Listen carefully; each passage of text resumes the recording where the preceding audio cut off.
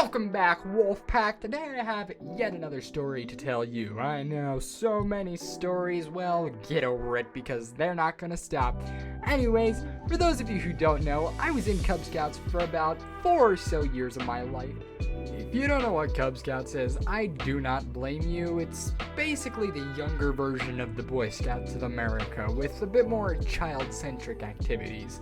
We went on hikes, went to camps, and sometimes went to see baseball games. Wait, now that I think about it, I'm not sure that was part of the program. Who cares? It was fun anyways. It was an interesting time. I enjoyed most of it. The other parts I was learning other important life lessons. But this is one of my get to know me stories. You know, those stories that you meet a new person and you have to tell them one story that encapsulates you as a person. Well, this one is mine because this story perfectly encapsulates my stupidity and entertainment factor all in one not so nice package. But to get back on track, this story starts in 2014. Our scout pack spent the night on a battleship every year for a fun experience to see how the Navy lived. The battleship we were staying on was retired and docked for tourists to come and visit. This would be the second year I went. The first year was a lot of fun. They had these massive cannons on deck and a small museum inside showing information about the ships. We all got to sleep on 3-tier bunk beds because top bunk people are more important than those bottom bunk peasants. Remember that for later, it's kind of the point of the story. During the first day, we ventured around the vessel and ate a few of the meals they would typically indulge in while on duty, and I'll tell you what. Powdered eggs taste like regurgitated sandpaper, like genuinely, they should not exist. I am willing to burn all of the powdered eggs on Earth if it means to end the suffering. But you didn't hear that from me. The sausage was okay. After that, we went around the museum and did some things with the troop. It came around to evening and we had some pretty stellar chicken, then went to bed. Now, this is where the fun starts. The bunk beds on this ship are 3 tiers tall, but only about 1.5 feet wide, so not too much space. The first year I went on the ship, I slept on the middle bunk. They didn't allow kids on the top bunks for safety reasons. I decided to show them. I told my dad I'd sleep on the middle bunk again, and he said, "You sure?" I said, "Yeah," and he didn't say much else about it. What could possibly go wrong? I proceeded to clamber into bed and settle down. I remember thinking, man, this is like sleeping on a rock in a pool of rocks. I was so creative, guys. Oh my gosh, there's a fly in my room. There's a fly. Guys, there's a fly. I see a fly in my room. There's a fly. Where'd he go? I see him. I see the fly. Sorry, I got distracted. Where was I? Sleeping on a rock in a pool of rocks. Such a bright mind I was back then.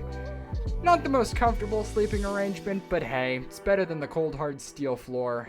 I slept for around 5 to 6 hours before having a dream about being in the air and then diving. Now, you know those dreams where you have to pee like really, really bad? But if you pee in your dream, you pee in real life?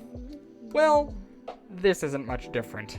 I roll in my sleep, and due to this unfortunate factor, my dive was real. So I rolled off the bunk and fell to the floor. Now, I know what you're thinking. Oh, it's just the floor. People fall on the floor all the time. And I agree. If it was just the floor, I'd like to think I'd have been okay. But dear Pack, it was not just the floor. My dumb 2-celled potato brain decided to lay my head on the side of the bed with a large vertical metal pipe. This pipe had small metal triangles connecting it to the floor. So I went roll clunk. And my nose gently and aggressively kissed the metal triangle on the pipe with elegance. Like the start of a siren, my voice...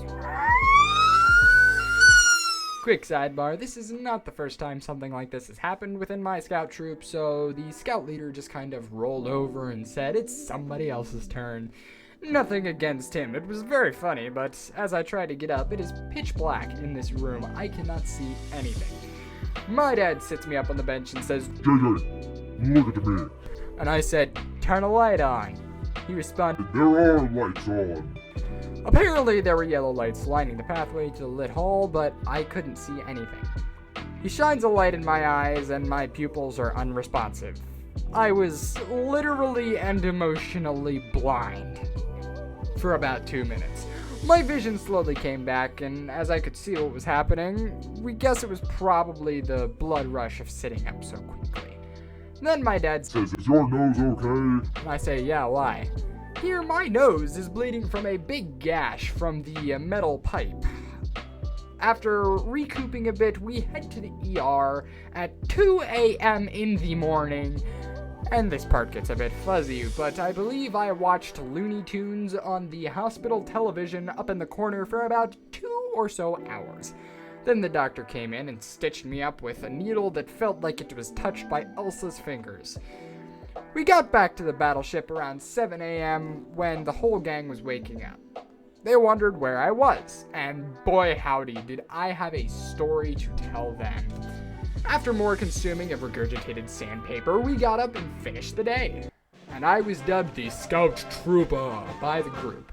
Ah yes, what a good day it was, but hey, I've broken my nose once before, so if you want to hear that story, like the video, I got plenty more stories up my sleeve and I cannot wait to tell them. Peace out, Wolfpack.